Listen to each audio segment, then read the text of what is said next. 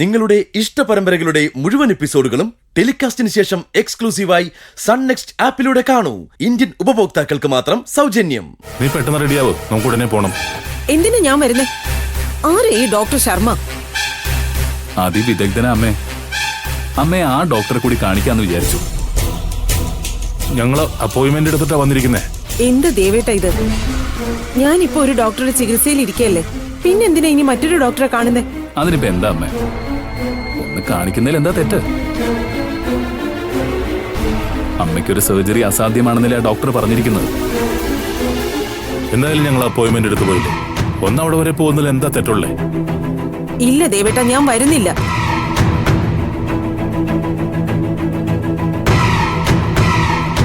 അമ്മ, ഞങ്ങൾ പറയുന്നൊന്ന് കേൾക്കമ്മേ. എപ്പോഴും ഒരു ഡോക്ടറെ കൂടി കണ്ടിരിക്കുന്നത് നല്ലതാ. എന്ത് പറഞ്ഞാലും ഞാൻ വരില്ല വരില്ല വരില്ല.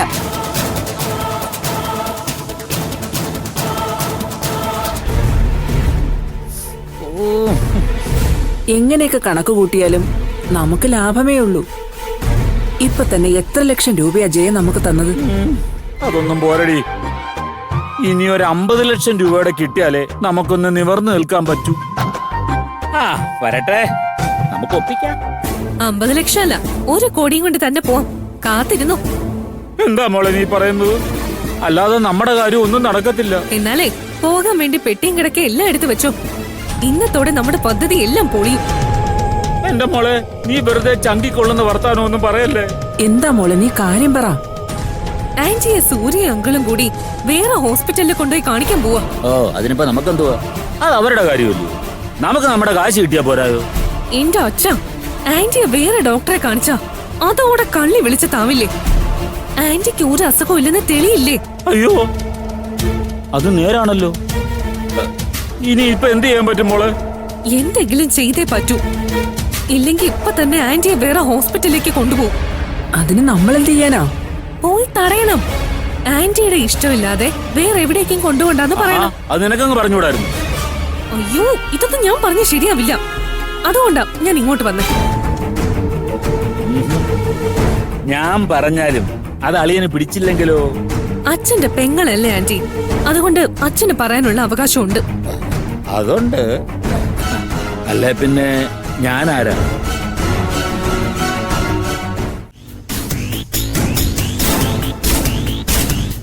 ജയൻ, നിന്റെ നല്ലതിനും കൂടിയല്ലേ ഞങ്ങൾ വിളിക്കുന്നേ. അതെന്താ നീ മനസ്സിലാക്കാത്തെ? ഇല്ല ദേവേട്ട, എന്നെ വിട്ടേക്ക്. എനിക്കൊരു അസുഖവും ഇല്ല. എന്നെ വേറൊരു ഡോക്ടറെ ചികിത്സിക്കാൻ വേണ്ട. അങ്ങനെ പറഞ്ഞാൽ എങ്ങനെയാ അമ്മേ? പല ഡോക്ടേഴ്സിന്റെ അഭിപ്രായം പലതാ.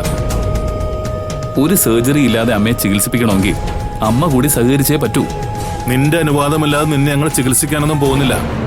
ആ, ഞാനതിന് വന്നിട്ട് വേണ്ടേ എന്നെ ചികിത്സിക്കാൻ? അമ്മയെ ചികിത്സിക്കുന്ന ഡോക്ടറെ പറ്റി 2 അഭിപ്രായമുണ്ട്.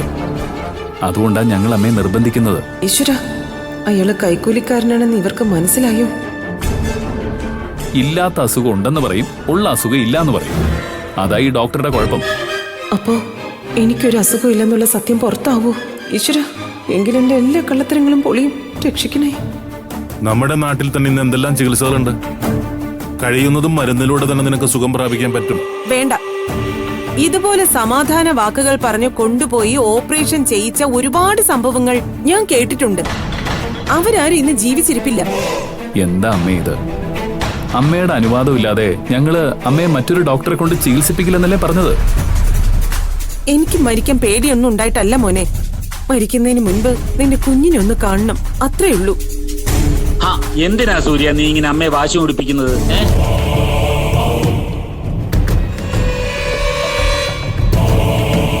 ഒരാൾക്ക് ഇഷ്ടമില്ലെങ്കിൽ പിന്നെ വിട്ടേക്കുക. എന്തിനാ നിർബന്ധിക്കുന്നത്? ഞാൻ എത്ര പറഞ്ഞിട്ടും കേൾക്കുന്നില്ല ഏട്ടാ. പലരുടെയും ചികിത്സ എനിക്ക് വേണ്ട. ഞാൻ ഇവിടെ എവിടെയെങ്കിലും കഴിഞ്ഞോളാം. നീ എന്ത് പറഞ്ഞാലും ഞങ്ങൾ നിന്നെ അങ്ങനെ വെറുതെ വിടാൻ ഉദ്ദേശിച്ചിട്ടില്ല. ചില പേഷ്യൻസിന്റെ നിർബന്ധ ബുദ്ധിക്ക് വിട്ടുകൊടുത്താ പിന്നെ ഞങ്ങളെ ആവും നാട്ടുകാരും ബന്ധുക്കളും കുറ്റം പറയാ. അവന് കാശുണ്ടായിട്ടും മറ്റെവിടെയും ഭാര്യയെ കൊണ്ടുപോയില്ലെന്ന് പറയും. അങ്ങനെ ഒരു പേരുദോഷം വാങ്ങാനായിട്ട് എന്തായാലും ഞങ്ങളില്ല. ഈശ്വര, ആന്റിയുടെ എല്ലാ പദ്ധതിയും ഇന്നത്തോടെ പൊളിയുള്ളൂ.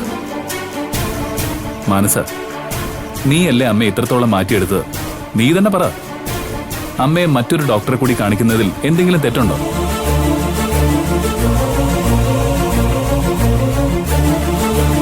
മോളെ തെറ്റില്ല എന്നൊന്നും പറഞ്ഞേക്കല്ലേ, എന്നാ ഉറപ്പായും നമ്മൾ വെട്ടിലാവും.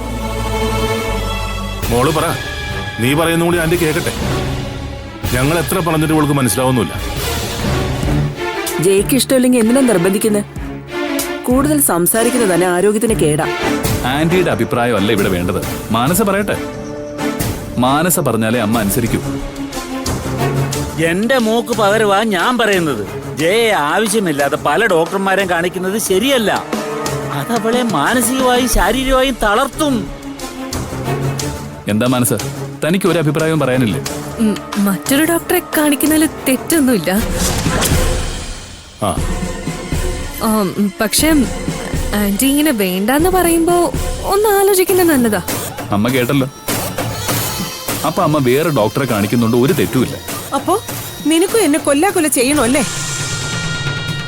ഞങ്ങളെ വിളിച്ചോണ്ട് വന്നിട്ട് ഇവള് മറുകണ്ഠം ചാടിയത് കണ്ടില്ലേ? ഇവളാള് കൊള്ളാവല്ലോ.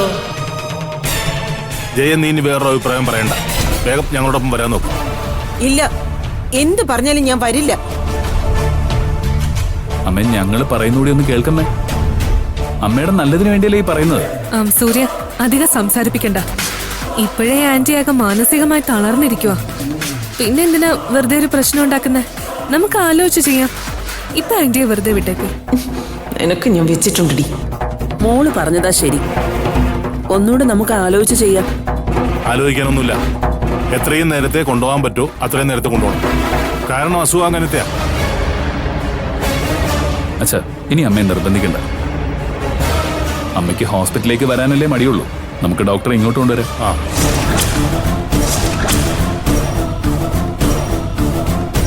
ആ എന്നാ പിന്നെ അത് മതി മോനെ. എന്നാ വേഗം കൊണ്ടുവരാൻ നോക്ക്.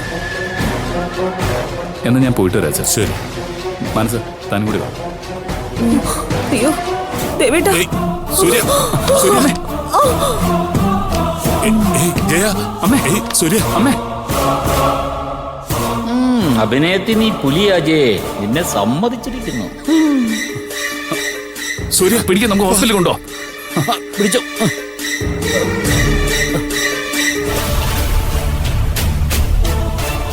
അച്ഛാ, ആന്റി അഭിനയിച്ച് തകർക്കുന്നുണ്ടോ?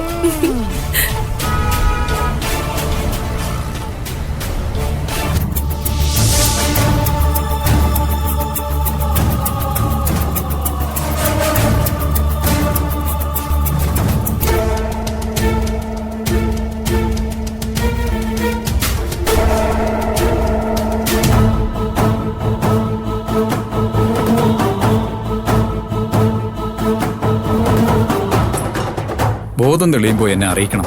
Okay doctor. ആ, വരൂ.